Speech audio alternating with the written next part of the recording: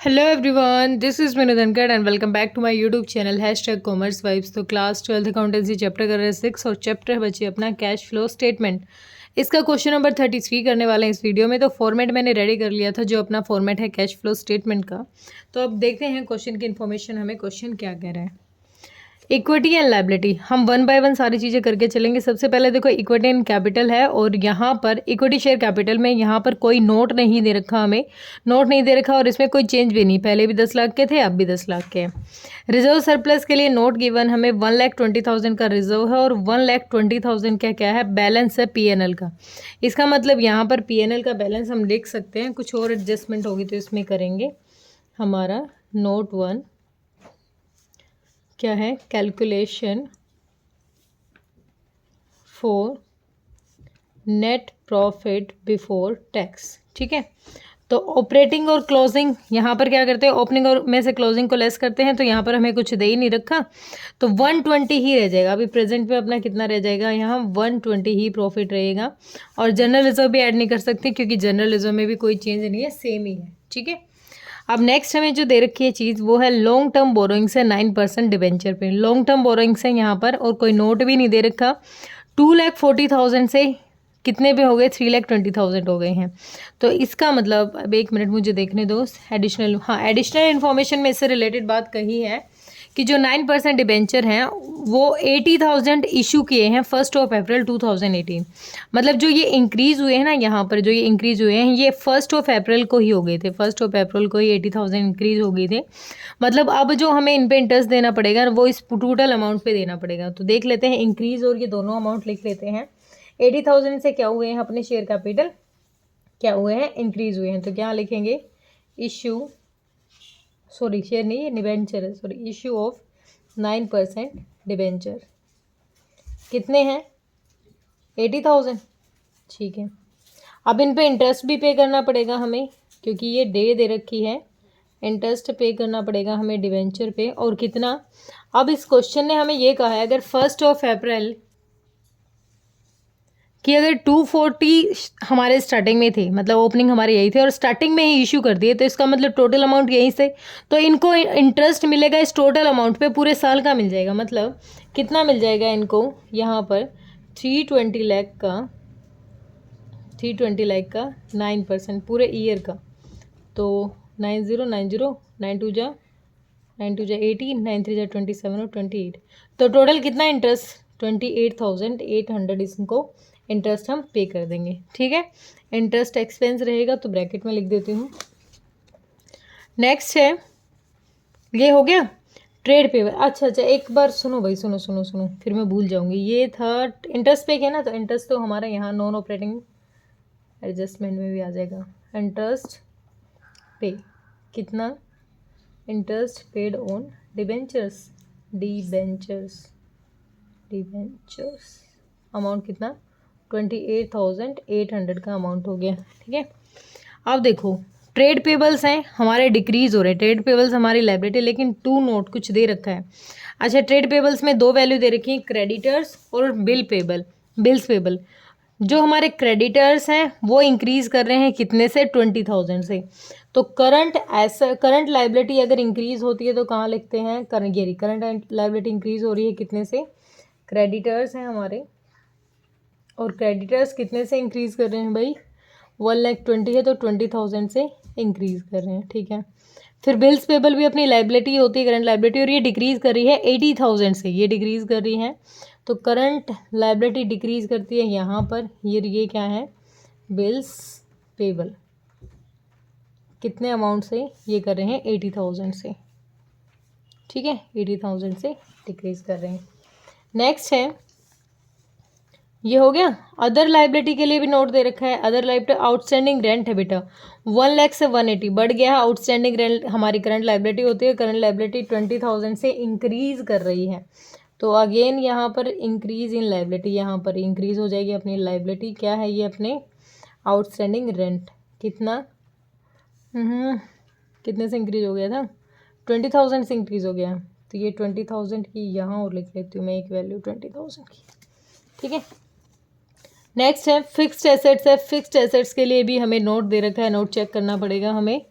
ये दे रखा है 13,000 से कितने हो गए 14,900। यहाँ पर एक्यूमुलेटेड डेप्रिसिएशन दे रखा है। अब यहाँ पर थोड़ा सा हमें वर्किंग नोट में काम करना पड़ेगा। एक तो हमारा ये वर्किंग नेट प्रॉफिट कर रहे हैं कैलकुलेट, अभी कुछ आया नहीं है। नेट प्रॉफिट से रिलेटेड और कुछ आएगा प्रोविज़न वगैरह तो इसमें ऐड करेंगे, इसको अभी पेंडिंग रख रहे हैं। एक बार ये शुरू कर लेते हैं प्लांट एंड मशीनरी। प्लांट और मशीनरी पे क्वेश्चन ने काम करने के लिए कहा है, तो plant and machinery account opening कितना दे रखा है 13 लाख। ओपनिंग दे रखा है अपना 13 लाख। तो टू बैलेंस बीडी, ठीक है, और बाय बैलेंस सीडी क्लोजिंग कितना दे रखा हमें 14,90,000, ठीक है। कोई परचेज वगैरह की बात कर रखी है, हाँ यहाँ बात हो रखी है ड्यूरिंग द ईयर। पहले एक बार एक्यूमुलेटेड का और बना लेते हैं, एक्यूमुलेटेड डेप्रिसिएशन अकाउंट। अब यहाँ पर नेगेटिव बैलेंस है, तो नेगेटिव है मतलब तो ये उल्टा हो जाएगा, तो ये कितना हो जाएगा 15 लाख। 15 लाख तो कितना हो जाएगा हमारा यहाँ पर टू बैलेंस बीडी, क्योंकि नेगेटिव है ना इसीलिए 1,50,000 और बाय बैलेंस सीडी कितना है 1 लाख, ये भी हमारा नेगेटिव बैलेंस है, ठीक है। अब देखो क्वेश्चन ने जो यहाँ पर क्या कहा है, during the year 2016-17 a machine costing 50,000 and accumulated depreciation thereon 15,000 वो सोल्ड एट 32 रुपीज़। 50,000 की एक मशीन थी जिस पे एक्यूमुलेटेड डेप्रिसिएशन कितना चार्ज किया गया था 15,000 का, और उसको बेच दिया गया 32,000 में। तो मशीन सेल हुई है, तो हमारी बाय सेल्स कितने की 32,000 की। अब एक्यूमुलेटेड डेप्रिसिएशन हमें दे ही रखा है, तो मतलब ये वाला जो अपना यहाँ पर हम निकालते थे अपना जो डेप्रिसिएशन लगता था किस पे मशीनरी पे एक्यूमुलेटेड, ये अमाउंट ऑलरेडी हमें दे रखा है, ठीक है। अब ये दे रखा है तो हमें क्या निकालना, हमें निकालना है करंट ईयर का बैलेंसिंग फिगर करके क्या निकालेंगे बाय डेप्रिसिएशन, जो करंट ईयर का किस में ट्रांसफ़र होता है स्टेटमेंट ऑफ P&L में, ठीक है, ये निकाल लेंगे। हाँ मशीन के ऊपर क्या क्या रखा है कि 50,000 की मशीन थी, 15,000 की मशीन थी, 15,000 इस पर क्या चार्ज हो गया डेप्रिसिएशन, तो ये 35,000 की, 35 में से भी ये 32 की ही बिकी है, तो यहाँ पर 3,000 का क्या हो गया अपना लॉस है ये। तो लॉस कहाँ लिखेंगे, यहाँ पर लिख देंगे बाय लॉस ऑन मशीनरी, कितना 3,000 का 3,000। अब ये डेप्रिसिएशन भी लिखना है हमें, क्योंकि 15,000 एक्यूमुलेटेड डेप्रिसिएशन हम यहाँ लिखते हैं ना, भेजते हैं ऐसे, तो बाय एक्यूमुलेटेड डेप्रिसिएशन कितना 15,000। अब टोटल कर लेते हैं सारा इधर का और इधर का, तो इधर का टोटल हो जाएगा 15,000, 15,40,000 हो जाएगा इधर का भी 15,40,000। तो ये कितना आ जाएगा 13 में से गया तो 2,40,000 की क्या है अपनी परचेजेस रही है, ठीक है। To purchases account balancing figure करके निकाला है हमने ये अमाउंट 2,40,000। अब कौन सा अमाउंट कहाँ ट्रांसफ़र होगा, अब देखो एक बार इसी पे काम करेंगे। पहले कौन सा अमाउंट कहाँ ट्रांसफ़र, 3,00,000 रुपये का लॉस है हमारा, तो ये लॉस हमारा यहाँ ट्रांसफ़र होता है, यहाँ पर लेस वाले आइटम में आएगा, नहीं लेस में नहीं ऐड में ही आ जाएगा, क्योंकि लेस में तो प्रॉफिट आता है ना। Loss on sale of machinery, कितना लॉस है 3,000 का लॉस है, ये ट्रांसफ़र हो गया, ठीक है। अच्छा उसके बाद ये डेप्रिसिएशन ये भी यहीं जाएगा, डेप्रिसिएशन ऑपरेटिंग का पार्ट होता है ना ये, डेप्रिसिएशन ऑन मशीनरी कितना डेप्रिसिएशन है 15,000 का बेटा, ये डेप्रिसिएशन है, ये भी ठीक हो गया। अब ये सेल्स है 32,000 की, ये हमारी इन्वेस्टिंग में जाएंगी, तो सेल ऑफ मशीनरी कितना अमाउंट 32,000 का अपने पास पैसा आ गया, मशीन गई था। तो अब ये परचेजेस भी हैं 2,40,000 की, तो परचेज ऑफ मशीनरी कितने की है 2,40,000 की मशीनरी है अपनी, ठीक है। क्लियर हुआ यहाँ तक, ये थी ये चीज़ें। अब एक बार बैलेंसिंग फिगर करके ये वाला डेप्रिसिएशन ये 15,000 का डेप्रिसिएशन नहीं जाएगा भाई, ये तो यहाँ ख़त्म हो गया ना, यहाँ से यहाँ पोस्ट हो गया, ये तो ख़त्म हो गया, ये यहाँ पर ये 15 का नहीं जाएगा, ये जाएगा जो हम यहाँ से एक्यूमुलेटेड निकालेंगे, कितना एक्यूमुलेटेड नहीं करंट ईयर का निकालेंगे, ये था एक्यूमुलेटेड 1,65,000 इधर टोटल हो गया, इधर 1,65,000, तो बैलेंसिंग फिगर करके निकल गया 65,000। तो यहाँ जो अमाउंट आएगा ना वो 65,000 आएगा। कितना? 65, क्योंकि करंट ईयर का तो है यहाँ पर, और ये तो एक्यूमुलेटेड होता है जो ऑलरेडी मशीन की वैल्यू में हम शो करा ही चुके हैं यहाँ पर। ये हमें नहीं ट्रांसफ़र करना, हम ये ट्रांसफ़र करते हैं स्टेटमेंट ऑफ P&L में। कितना? 65,000। यहाँ का सारा अमाउंट हमने एडजस्ट कर लिया। चलो एक एंट्री एडजस्ट हुई, ठीक है। अब आगे हमें क्या दे रखा है? फिक्स्ड एसेट्स हो गई हैं। नॉन करंट इन्वेस्टमेंट के लिए भी नोट है। नॉन करंट इन्वेस्टमेंट में कह रहा है हमारे कि शेयर थे XYZ लिमिटेड थे, ये इन्वेस्टमेंट थी और ये हमारी इंक्रीज़ हो रही है तो हमने वापस मंगवा लिए होंगे, ठीक है, सेल हो गए होंगे हमारे। तो सॉरी बढ़ गए हैं, वापस नहीं भाई, घटते ना तो अलग बात है, ये बढ़ रहे हैं, इसका मतलब हमने वहाँ पर इन्वेस्ट और कर दिया है ज़्यादा अमाउंट। तो कितने से बढ़ रहे हैं? इन्वेस्टमेंट कहाँ गई? ये रही अपनी, यहाँ पर लिखेंगे हम परचेज ऑफ शेयर्स, ठीक है, XYZ लिमिटेड। कितने के परचेज कर रहे हैं? बैलेंस आ रहा था अपना 80,000 का, तो परचेज किए तो एक्सपेंस है हमारा, यहाँ शो कराएंगे अलग से। अच्छा, उसके बाद है भाई, अब आ गए हम नॉन करंट इन्वेस्टमेंट हो गया। इन्वेंट्री पे कोई नोट नहीं दे रखा था, इन्वेंट्री 160 की थी, 120 होगी, डिक्रीज करिए। करंट ऐसे डिक्रीज कर रही है, करंट ऐसे डिक्रीज करती है यहाँ पर इन्वेंट्रीज, कितने से? 40,000 से हमें डिक्रीज कर रही है। नेक्स्ट है ट्रेड रिसीवेबल है, ये तो सेम है, सिमिलर ही रह गए, तो इनको नोट करने की ज़रूरत नहीं है। कैश को हम रिकॉर्ड ही नहीं करते क्योंकि कैश को तो अब चेक करने वाले हैं। बाकी कोई चीज़ यहाँ पर नहीं बची है, ठीक है, हमने ऑलमोस्ट सब कुछ कर लिया है। ये डेप्रिसिएशन भी कर लिया था। इसका मतलब क्वेश्चन से हमने जो ये पहले प्रॉफिट निकाला था, इसका मतलब ये सेम ही रह गया प्रॉफिट हमारा 1,20,000, क्योंकि कोई जनरल रिजर्व वगैरह कोई प्रोविज़न होता तो इसमें ऐड बैक कर लेते, अब नहीं है तो एज इट इज़ रख लेते हैं।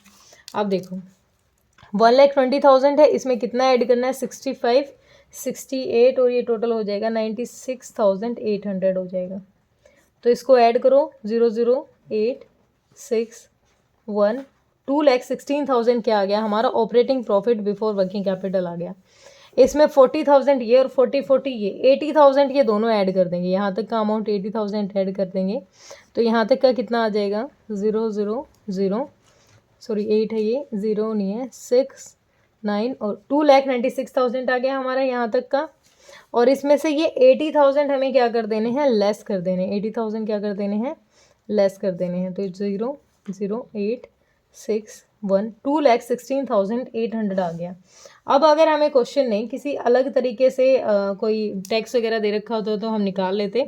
अब ये हमारी क्या आ गया है? ये हमारा आ गया है net cash from operating activities, ठीक है, एक चीज़ आ गई। आप देखो आगे मशीनरी से कितना आ रहा है? 80, 320 में से 32 लेस करो तो ये नेगेटिव जा रहा है हमारा 2,88,000, ये नेगेटिव है, ठीक है। और ये क्या आ जाएगा हमारा? कैश फ्रॉम इन्वेस्टिंग एक्टिविटीज़, ये कैश आ गया यहाँ तक का, ठीक है। इसके बाद है यहाँ का कुछ और था नहीं, तो इसमें से ये लेस करो तो ये 68 समथिंग आना चाहिए, वैसे नहीं 60 नहीं, थोड़ा सा ज़्यादा हो गया, ये आ जाएगा 0,02, 9 में से 8 गया 1, 5, 51,200। ये क्या आ गया हमारा? ये नेगेटिव नहीं पॉजिटिव ही है, ये कैश फ्रॉम फाइनेंसिंग एक्टिविटी, ठीक है। अब तीनों को ऐड कर लेते हैं। ऐड कितना हो जाएगा? 2,16,800, 51,200, 0,0,061,718, 6 और 2, इसमें से कितना लेस करना है? 288 ज़्यादा ही है, यही है, नेगेटिव का ज़्यादा है भाई, पॉजिटिव कम है, 268, तो कितना? 20,000 क्या है? 20,000, और वो भी कैसा? नेगेटिव, वो भी कैसा है? नेगेटिव। अब हमारे क्वेश्चन का जो काम है वो दिखेगा हमें अच्छे से। 20,000, अब देखो ओपनिंग में कितना था अपना? 60,000, ठीक है, ओपनिंग में था 80,000, ये 80,000 इसमें ऐड करेंगे तो 80,000 प्लस के हैं और ये नेगेटिव के हैं, तो माइनस करेंगे तो 60,000 आ जाएगा। यही हमारा क्वेश्चन था, ओपनिंग 80 क्लोजिंग 60, यही हमारा आ गया है क्वेश्चन। बस अपना क्वेश्चन भी वेरीफाई हो गया, ज़्यादा कुछ निकालने की ज़रूरत भी नहीं है। ये जो कैश और कैश इक्विवेलेंट का है ना, यही हमारे क्वेश्चन की वेरिफिकेशन है, ठीक है। क्लियर हुआ? बिल्कुल बेसिक क्वेश्चन था। अगर किसी बच्चे को कोई डाउट है तो बेटा कमेंट सेक्शन में डालिए। Thank you so much.